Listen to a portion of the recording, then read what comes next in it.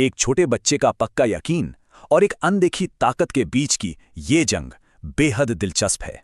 जरा सोचिए, महज 8 साल का बच्चा अपने सबसे खतरनाक अनदेखे दुश्मन को कैसे हरा सकता है। अहमद नाम के इस बच्चे की ताकत कोई हथियार नहीं बल्कि नमाज, नेकी और उसकी अच्छी आदतें थीं।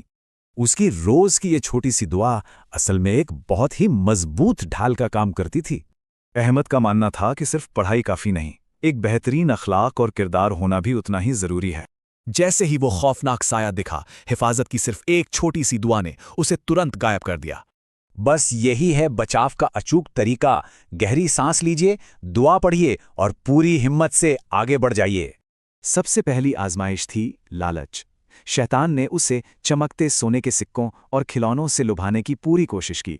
लेकिन जैसे ही उसने आंखें बंद करके दुआ मांगी, एक सुनहरी रोशनी ने उस सारे लालच को भस्म कर दिया। दोस्त से खिलौना टूटने पर शैतान ने गुस्सा भड़काया, पर अहमद ने एकदम अलग माफी का रास्ता चुना।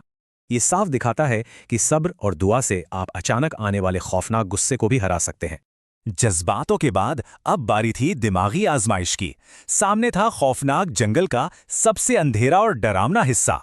शैतान ने अकेलेपन का फायदा उठाया और दिमाग में डर डाला कि वापस लौटना ही बचने का एकलौता रास्ता है। लेकिन कमाल देखिए, रहनुमाई की सच्ची दुआ ने उस खौफनाक डर को पल भर में अटूट हिम्मत में बदल दिया। जब वो बुरी तरह थक गया तो शैतान ने सुस्ती का जाल बिछाकर उसे आराम का एक नकली रास्ता दिखाया।